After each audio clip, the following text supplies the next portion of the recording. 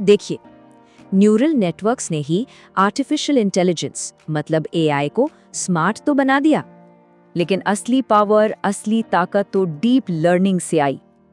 आप सोचिए, आज जो एआई इंसानों जैसा काम कर रहा है, चाहे वो तस्वीरें पहचानना हो या हमारी बात समझना, इन सब के पीछे सिर्फ एक ही चीज है, डीप लर्निंग। तो चलिए आज इसी डीप लर्निंग की दुनिया में थोड़ा और गहरा उतरते हैं और समझते हैं कि आधुनिक एआई के पीछे की असली शक्ति क्या है। तो आज हम क्या क्या देखने वाले हैं? सबसे पहले समझेंगे कि ये डीप लर्निंग है क्या, फिर इसके दो बड़े महारथी CNN और RNN, इनके बारे में जानेंगे, दोनों में क्या फर्क है ये देखेंगे, और आखिर में ये समझने की कोशिश करेंगे कि ये मॉडर्न एआई की नींव कैसे बने। तो शुरू करते हैं पहले हिस्से से, एआई का पावर अप यानी डीप लर्निंग।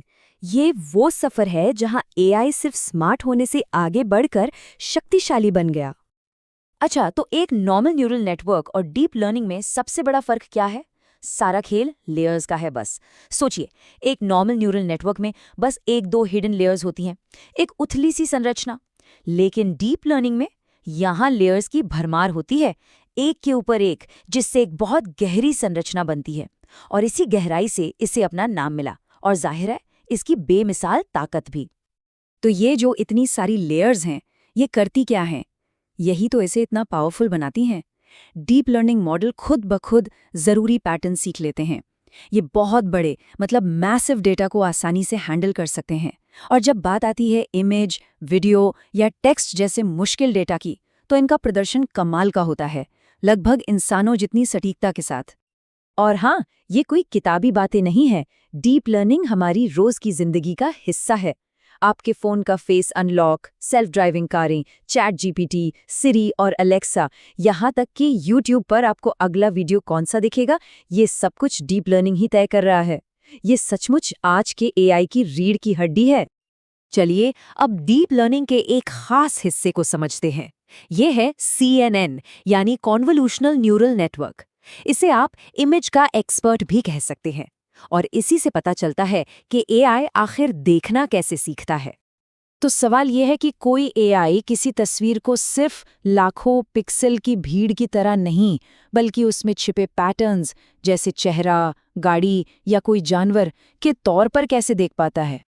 इसका जवाब CNN के 3 आसान स्टेप्स में छिपा है। सबसे पहले कन्वोल्यूशन। इसमें ये किनारों, आकृतियों और पैटर्न को पहचानता है। फिर आता है पूलिंग, जो इमेज का साइज तो कम कर देता है, लेकिन जरूरी जानकारी को बचाए रखता है। और आखिर में फुली कनेक्टेड लेयर, ये सारी जानकारी को जोड़कर आखिरी फैसला सुनाती है, जैसे कि हाँ, ये एक बिल्ली है। और ये जो प्रोसेस है, ये हर जगह काम आ रहा है। फेस रिकग्निशन से लेकर आपके इंस्टाग्राम फिल्टर्स तक, सेल्फ ड्राइविंग कारों के विजन सिस्टम से लेकर मेडिकल स्कैन के एनालिसिस तक, हर जगह CNN ही मशीनों को हमारी दुनिया देखने और समझने की काबिलियत दे रहा है। ठीक है, तो CNN ने देखना सिखा दिया।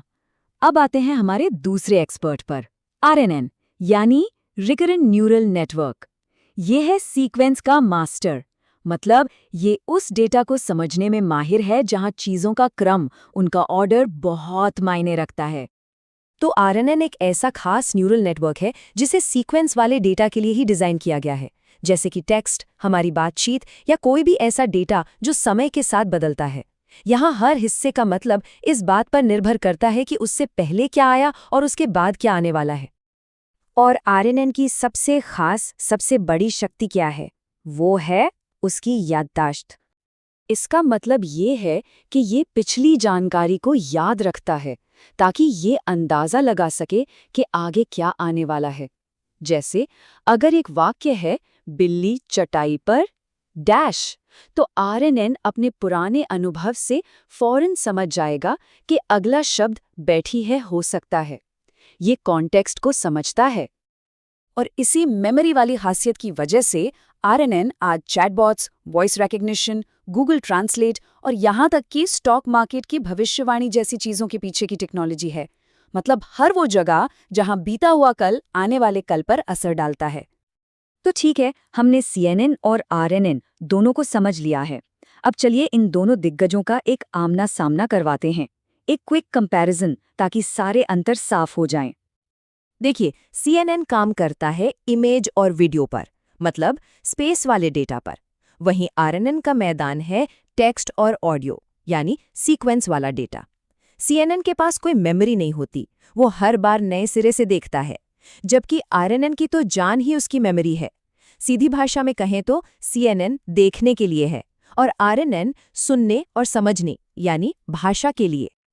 चलिए अब अपने आखिरी हिस्से पर आते हैं, आधुनिक AI का मूल। यहाँ हम इन सारी बातों को एक साथ जोड़कर देखेंगे। तो आज की इस पूरी बातचीत से 3 सबसे जरूरी बातें क्या निकल कर आती हैं। पहली, डीप लर्निंग अपनी कई लेयर्स वाली गहरी संरचना से मुश्किल समस्याओं को सुलझाता है। दूसरी, CNS इमेज के एक्सपर्ट हैं जो पैटर्न पहचानकर देखने का काम करते हैं। और तीसरे, RNS सीक्वेंस के जादूगर हैं जो अपनी मेमोरी का इस्तेमाल करके भाषा और समय के संदर्भ को समझते हैं। लेकिन यहाँ एक पेंच है, एक सीमा है। RNN अपनी सारी ताकत के बावजूद कभी-कभार लंबे वाक्यों में शुरू की बात भूल जाता है। मतलब दूर के कॉन्टेक्स्ट को याद रखने में इसे थोड़ी मुश्किल होती है। इसके बावजूद ये 2 मॉडल CNN और RNN इतने जबरदस्त हैं कि आज की मॉडर्न AI की दुनिया का बहुत बड़ा हिस्सा इन्हीं दोनों की नींव पर खड़ा है। और यहीं से एक बहुत बड़ा और दिलचस्प सवाल उठता है। अगर आज का सबसे एडवांस्ड AI भी लॉन्ग टर्म मेमोरी के साथ संघर्ष कर रहा है, तो वो अगली बड़ी छलांग, वो अगली बड़ी खोज क्या होगी जो AI को, हमें और हमारी दुनिया को सच में गहराई से समझने में मदद करेगी।